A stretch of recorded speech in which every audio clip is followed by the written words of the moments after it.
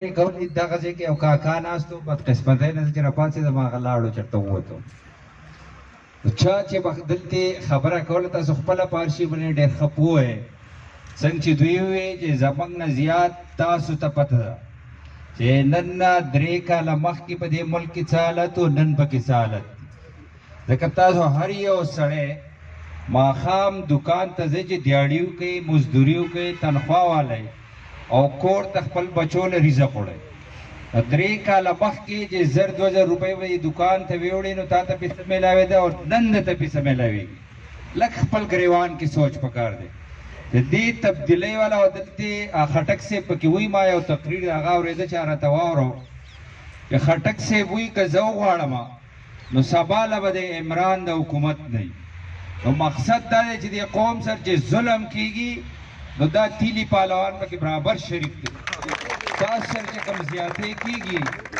ته دا مثال ورکوم زه له یو مثال راکوم چې بیا خدای مکه تاسو بیا چېرته غلط نشئ ځکه بار بار دغه الزام په موږ لګېدل دی موږ په دې اسمبلۍ کې ناست یو د پنجاب خلک را سره هم دی د بلوچستان را سره هم دی د سند خلک را سره هم دی هلته د دې چوباړي والا نشتي تاسو ګورئ چې پنجاب مسلم لیگ ګټلی بیرستو چا چې راوستي دي هغه پټې ورته په غاړه کې اچولې او دوی ته یې حواله کړي هغه بله طریقه شی ده خو د ووټ په لحاظ باندې مسلم لیګ هغه ګټلی تاسو وګورئ په سند کې پیپلز پارټۍ حکومت دی که تاسو وګورئ بلوچستان کې هغه بله پارټي ده هغه پلار پارټي چې ورته وایي باپ پارټي هغه نوی پرون بچی پیدا شوی دی او نن پلار ته جوړ شوی دی باپ نومي دی باپ خو پېژنئ د هغو حکومت دی خو زموږ بدقسمتي ده چې تیر 15 کاله هم دلته موږ سره ظلم شوی دی او بیا هم زموږ دا پښتانه راغلي هغه تبدیلۍ له یې ووټ ورکړلی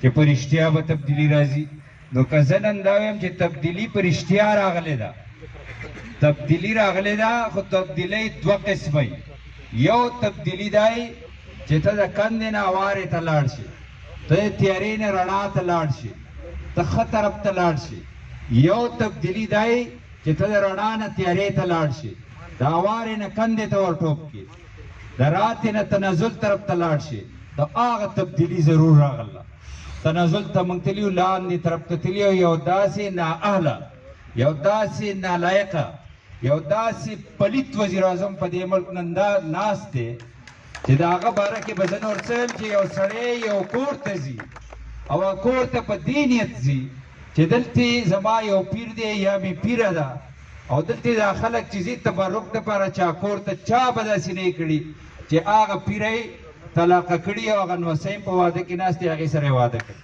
داسې چا نه ده کړې اکثر هغو دا خبره کوي تاسو چې اورئ چې څه ورته ته ووایې که ته ورته وایې مهنګایي راغله وایي دا نواز شریف صاحب قصور دی یا د زرداري صاحب قصور دی که ته ورته وایې بل ظلم راغلی بېروزګاري راغله وایي دا تېرو حکومتونو قصور دی که ته ورته وایې ډالر دی د 100 روپو نه 170 ته ورساو وایي دا د هغو قصور دی زه دا تپوس کوم چې دا 3 دې طلاق یې کړې دا قصور د چا دی او زه دا میم چې خدای مکه چې سبا له د دې پی ټي آی والا وایي دې چوباړي والا چې هغو سبا له دا سوچ کوي چې خدای مکه د دې عمران خان دا پیدایش هم چېرته د عمران خان یا زرداري صاحب قصور وي په دې خبره پوهېږئ زما نو دې حد ته خبر را رسېدله تاسو ګورئ دلته موږ ته هغه وایي چې دا غله دي موږ ته هغه وایي دا ډاکوان دي زه یو مثال لا کوم د شهباز شریف صاحب 3 میټرو جوړ کړلي په 90 ارب باندې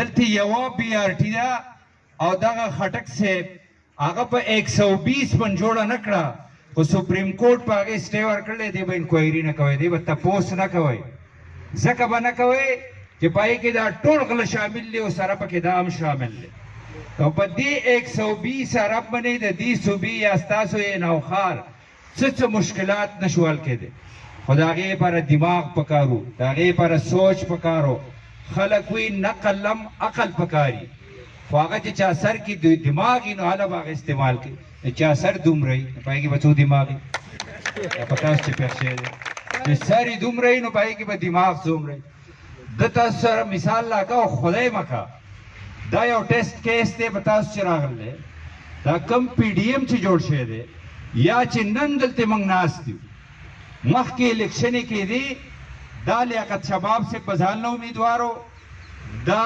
اختیار ولی سے بزان له امیدوارو، دلته د مولانا سے بزان له امیدوارو، دلته به شیرپاو خان ځان له امیدوارو. نن دا ولې یو شی دي؟ دا د دې قوم دپاره یو شی دي، د دې مشکلاتو د حل لپاره یو شی دي. او که نن تاسو ګورئ ملکي سطح باندې پی ډي ایم جوړ شوی دی، مولانا صاحب د هغه پی ډي ایم مشري کوي او دا نور ټولو سره موږ ملګري یو. نو د هغې هم یو پوینټ ایجنډا ده چې تاسو ته د سهولت میلاو شي. خلک جنګ کوي چې زه د ممبر جوړ شم، زه دلته ممبر یم. ما ټولو نه مخکې خپل استعفا خپل پارټۍ له ورکړله خپل قوم دپاره چې زموږ خلکو سره ظلم کېږي، زیاتی کېږي، تکلیف کېږي، نو داسې ممبري موږ ته نه ده پکار. خو دا سوچ هغه څوک کوي چې څوک عوام بوځي، هغو سره د عوامو سوچي. نن تاسو ته نظر دی د ټول پاکستان، خدای مکه چې سبا به موږ دغه اسمبلۍ ته ځو او نن موږ ته خلک وایي چې پښتانه چې دي نه پوهېدو ول دي، ځکه بار بار دې څوباړي له یې ووټ ورکړی. څوباړی پېژنئ؟ بار بار یې دې له ووټ ورکړلی، دوکه شوي دي. د خدای مکه چې سبا له بیا دې په کوزو سترګو موږ ناست یو. خلک وایي چې دې مهنګایي باوجود لکه څنګه چې د کاکا آواز کاو چې نن نه 3 کاله مخکې ته اوړه په څو اخېسته، نن یې په څو اخلې. 3 کاله مخکې د چیني په څو اخېسته، نن په څو اخلې. 3 کاله مخکې سبزۍ څه ریټ و، نن څه ریټ دی. 3 کاله مخکې د بجلۍ د بل څه و، نن څه دی. 3 کاله مخکې ګیس په څو، نن په څو دی. دا ټول هر څه چې راغونډ کېدو چې کوم دروغ ویلي وو او هغه سره ټچ کې د هېڅ حق دوی نه جوړېږي چې بیا ورله خلک ووټ ورکړي. نو که تاسو بیا خدای مکه دا فیصله وکړه، زه له یو مثال بل لا کوم بې بس کوم. نن زموږ په صوبه کې دا ټیسټ کیس راغلی صرف تاسو حل کېله، دا پی کې 63 له ستاسو امتحان دی. زموږ د ټولو پښتنو جواب په تاسو ورکوئ. تاسو به دا ثابتوئ چې دا پښتانه ډېر باشعوره پوهېدونکي خلک دی. موږ دوکه شوي یو او چې موږ ولیده موږ سړي له عزت هم ورکوو او عزت ترې اخیستی هم شو. دا به تاسو ثابتوئ ستاسو د ټیسټ کیس دی. نن په پنجاب کې هم 2 الیکشنې کېږي او زه تاسو ته نن نه وایم چې هغه دواړه به انشاءالله مسلم لیګ ګټي. او بله ورځ په سند کې یو الیکشن شوی دی او هغه پیپلز پارټۍ ګټلی او د 13 نه ډبل ووټ اخیستی دی. نو خدای مکه که دا مونږ وبیلو نو هغه مثال به جوړ شي. یو متل ته کوم به نه کښېنم، د ځنګل بادشاهي زمری دا کوم چې د نښه ده، نو هغه وږی شوی او ګیدړ پې پېښ شو. نو هغه ګیدړ یې خور دا ګیدړو ته وایي چې باچا سلامت، زه خو دومره خس یم، زه به له غټ ښکار راوړم، ما پرېږده. نو هغه وایي څه شی به راولې؟ وایي خر به راولم. خر خو ډېر غټ وي. نو باچا وایي هغه به څنګه راځي؟ هغه وایي خو خر دی که نه. نو لاړ هغه ته وایي چې باچا ته نایب کیر زه چې ځو. لاړ هغه پې حمله وکړه، نو خر ته وتښتېد، خلاص شو. نو بیا هغه ګیدړ ته سترګې خړې شوې ځکه خر خو لاړو. نو ته وایي چې یاره اوس خو را دې خوا کېږه. هغه وایي نه زه بیا راولم. بیا به څنګه راځي؟ وی خر دی که نه. نو بیا ورپسې لاړو. نو خر ته وایي چې راځه دا پیره دې ټکټ کرا دی. نو هغه وایي تېر یې راباندې حمله کړې، وایي ته ټیسټ کولې ځکه ته به دا نظام چلای چې ته سبا ټیکي که نه. نو په ټیسټ کې ته پاس شوې، ځان دې بچ کړه، زه چې ځو. چې لاړ هغه پې بیا حمله وکړه، نو بیا ترې بچ شو. نو هغه بیا دې ګیدړ ته سترګې خړې کړې. دا ګیدړ وایي زه ویله بیا راولم. وی بیا به څنګه راځي؟ وی خر دی که نه. چې بیا ورپسې لاړه، خلک دې پښتو کې متل کې وي په دې درېشت کې خدایي لار ده. دوی په دې 3م ځل دا اخري ټیسټ دی او دا پیره دی سرټیفیکیټ تیار دی، ته به وزیر اعظم یې د ځنګل. نو خر یې بوته هغه رامات کړو، هلته یې تس نس کړ. نو زه یم 2 پیرې د دې بلې والا دا خلک دوکه کړ. دا 3م ځل دی. نو 3م ځل ګوره د ماتېدو وخت دی. نو خدای مکه چې موږ هغه فیصله وکړو. موږ انسانان یو، باشعوره خلک یو. اذان شروع شو، دقه بیټ راوالی دو په دې اوږو یې راخوشې کوي او ته وښیئ چې موږ تاسو هلته هم رسولی، واپس هم راغورځوو انشاءالله. په دې عمل انشاءالله. مهرباني.